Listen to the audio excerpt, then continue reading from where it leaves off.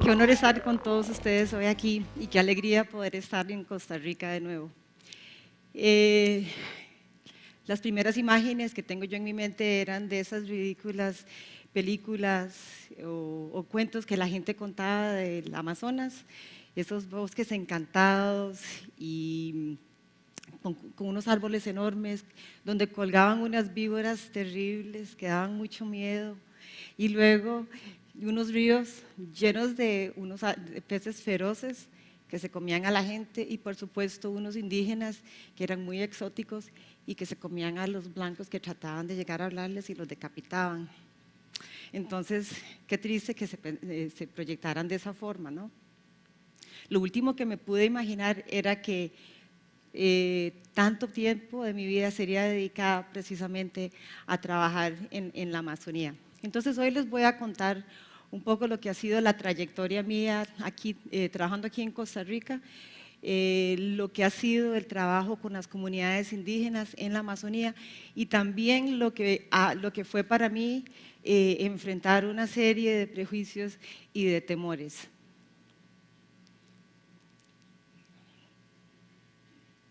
Entonces, como dijo Steve hace un ratito, yo empecé a trabajar con los visionarios y los fundadores del Servicio de Parques Nacionales y me dijo ahí atrás que ellos se llamaban los jurásicos, entonces Jurassic Park. Entonces yo soy parte un poquito de eso. Para mí fue un gran privilegio poder acompañar a Rodrigo Gámez, a Mario Bosa, pero no solamente ellos, sino que toda una serie de personajes de afuera como Spencer Beebe, Dan Jensen, que le apostaron al sueño que tuvieron estos pioneros aquí en Costa Rica. Fue una experiencia excelente que me ayudó muchísimo en el trabajo que ahora hago.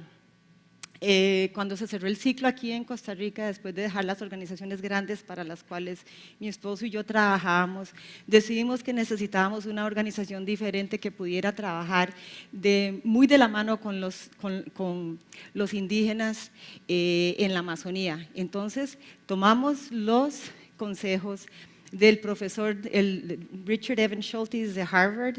Él es considerado como el padre de la etnobotánica y él a sus alumnos les decía, miren, es muy importante la naturaleza, es muy importante su conservación, pero mucho más importante es que se dediquen a trabajar con las comunidades, con los líderes tradicionales y aprendan la ciencia que ellos manejan. Ese conocimiento que solamente ellos lo tienen, porque ellos son los únicos que dependen y han vivido con ese bosque, que entienden el uso de las plantas, los secretos, y ese conocimiento se está desapareciendo mucho más rápido que el bosque mismo. Entonces, nosotros así fue como empezamos a trabajar con Amazon Conservation Team, la creamos. ¿Para qué? Para proteger la biodiversidad, cultura y salud, fortalecer las capacidades y los derechos de los indígenas para que ellos mismos tengan la posibilidad de proteger sus territorios ancestrales. Fue así entonces que nos llegamos a enfocar principalmente en Surinam, Colombia y Brasil. Esta foto que les estoy mostrando acá, esta parte aquí muestra lo que nos mostró el mapa que primeramente vimos. El mapa del Amazonas mostraba que aproximadamente 25% del territorio estaba en manos de los indígenas. Y nosotros ahí vimos una gran oportunidad. De este lado acá, estas son las plantaciones de soya que mucha gente está viendo como el gran desarrollo, ¿no? Esos puntitos que ven ahí no son árboles, sino que son unas vacas, y como unas vacas muy flacas además. Entonces, para nosotros ese llegó a ser el enfoque. También vimos que la importancia de transmitir el conocimiento ancestral tenía que estar casado con la tecnología también, porque obviamente que esa era la forma del futuro. Aquí están viendo los indígenas Chirió en Surinam, estudiando, preparándose y aprendiendo a utilizar los GPS para poder organizar su mapa cultural y así empezar a reclamar los derechos territoriales. Desde mucho tiempo, al empezar nuestro trabajo, la consulta se hacía con los mayores, principalmente fortaleciendo su autoridad y teniendo su bendición para poder seguir adelante con los proyectos. Y les muestro esta foto aquí, que son de los mamas, los Kogi, de la Sierra Nevada de Santa Marta, que unos personajes muy sabios que desde hace mucho tiempo, 30 y más años, le vienen diciendo a los hermanitos menores que tienen que tener mucho cuidado con lo que están haciendo, la manera en que están manejando el mundo, porque no solamente ellos son los que están sufriendo, sino que son todo el mundo, todos estamos empezando a sufrir las consecuencias de la irresponsabilidad. Pero aquí les quiero hacer una pausa y contarles por qué yo tenía temores. Mi mamá era de Turrialba y mi papá de Escazú, es de Escazú. Entonces, obviamente, los que son ticos así saben que en Escazú todo es posible y es el sitio de las brujas. Entonces, desde niña, muy chiquitita, se pasaban contando historias de brujas, de espíritus, de entierros, de una serie de cosas. Y yo chiquitita, yo me quedaba petrificada escuchando las historias de todas estas cosas que le pasaban incluso a gente que yo conocía, mi tía, mi primo. Y entonces era tan real para mí que yo le tenía muchísimo miedo, me acostaba y yo esperaba a cualquier momento que llegaran a hacer cosas. Y cuando empecé a tomar las clases de catecismo, pues obviamente tenía que practicar las oraciones y rezar, y me preguntaba a mi mamá y mi tía, ¿usted ya rezó? Y a mí no me gustaba rezar. Y entonces yo les decía, sí, pero yo estaba mintiendo, sabían que había mentido. Entonces me decían siempre, mire, si usted está mintiendo y le va a ver lo que le va a pasar, a usted va a llegar un muerto y le va a jalar un dedo. Entonces yo me pasaba toda la noche esperando que una mano helada me jalara un dedo del pie. Fue la cosa lo más terrible. ¿Por qué les cuento eso? Porque de alguna forma esas cosas se le quedan a uno en la mente, esos cuentos. Es como la educación, cuando uno es de chiquito, ¿verdad? Le enseñan cosas, ahí se le quedan. Entonces, cuando yo finalmente empecé a encontrarme en este tipo de ambientes, ¿no?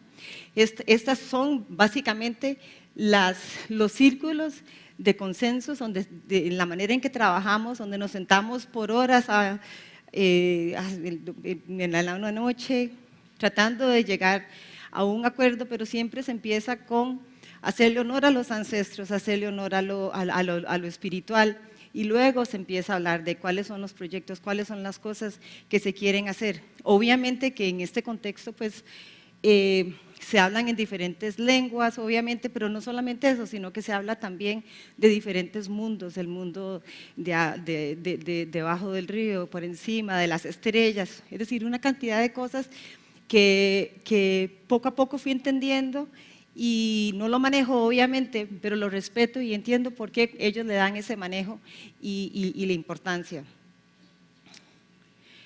El trabajo específicamente mío y en lo que le he dedicado más de 12 años es trabajar en un sitio que se llama el Piedemonte Amazónico.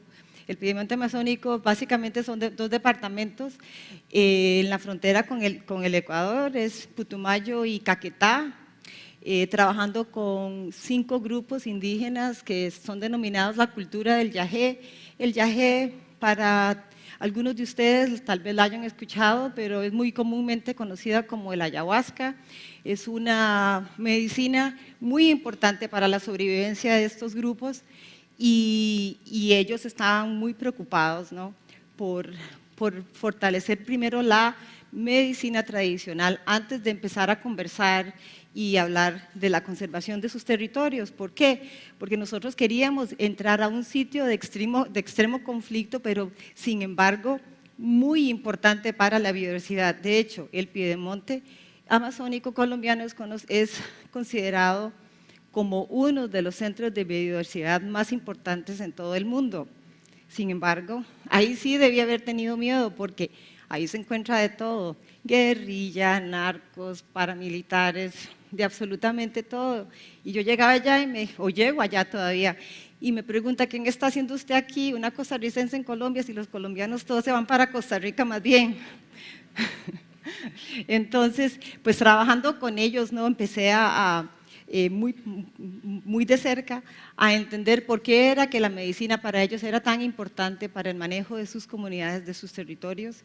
Y aquí ellos nos piden, mire, tenemos que organizar el conocimiento, entonces ayúdenos a unir a todos los mayores, a los sabedores, a aquellos que saben realmente el manejo de la medicina.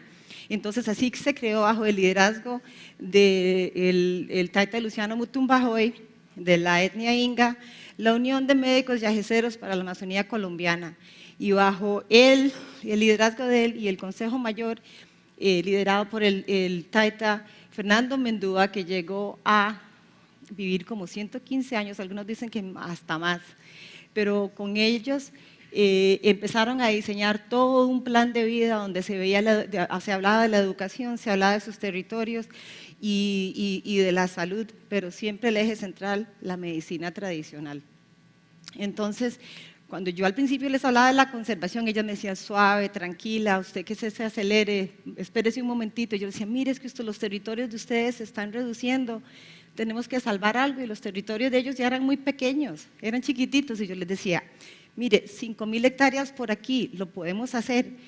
Y ellos me decían, suave. Entonces habían regaños, habían consejos, toda una serie de cosas. Y este señor, junto con otro, en un contexto ceremonial, me dijo, mire, ustedes lo que tienen que hacer es ir despacio, escúchenos, respétenos y verá que las cosas van a salir mejor.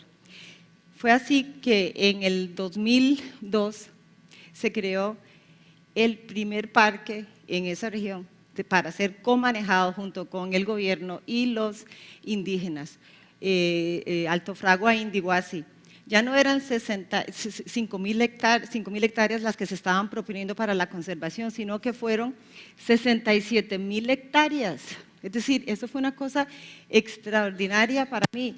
Cuando eso pasó y tuve la gran dicha de poder estar ahí para la celebración y la creación de ese parque, para mí era como cuando, tal vez algunos de ustedes demasiado jóvenes no se acuerdan, pero cuando uno veía los slides así, con el viewfinder, así, y era después ver esas mismas fotos, pero en IMAX. Entonces, eso fue para mí muy revelador. Y luego, los indígenas cofanes insisten en que ellos tienen unas medicinas muy importantes, medicinas de poder, medicinas de alto conocimiento y sagradas, y necesitan poder tener un santuario donde ellos y las futuras generaciones que están aprendiendo con el programa de aprendices puedan ir y todavía conseguir estas plantas. Así fue como se creó el primer santuario de medicinas tradicionales, Orito Inguiandi.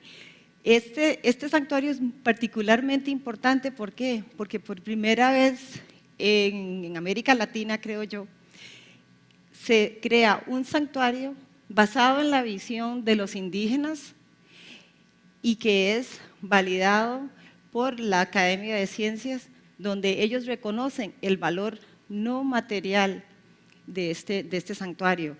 Un precedente gigantesco, no solamente para los indígenas de Colombia, sino que para los indígenas en todo el mundo, porque eso es una cosa que no se entendía y no se entiende, pero ahí sí se llega a reconocer. Aquí ustedes están viendo el día de la creación del santuario, con el Ministerio del Ambiente, la directora de Parques Nacionales y los líderes cofanes. Entonces, las lecciones aprendidas para mí, pues obviamente muchísimas, me quedaré aquí mucho rato contándoles, pero creo que lo más importante ha sido que hay muchas maneras de llegar a una misma meta, que es importante reconocer y entender que por un lado están aquí los científicos que ven a la biodiversidad y que hablan un lenguaje, y que de este lado están los indígenas, los chamanes, esos que son el puente entre lo visible y lo material, y que lo que ellos ven es lo sagrado, a donde viven los ancestros, a donde viven los amos de las plantas y los amos de los animales. Es la misma cosa, llegamos a la misma meta. Duró un tiempo, pero nos llegamos a entender finalmente. Y lo último es que, como dijo el Taita Luciano, en un día me dijo, Lili, muy importante la modernidad. Eso sí es muy importante, pero ¿sabe qué? Acuérdense que todavía no hay tecnología para el espíritu. Muchas gracias.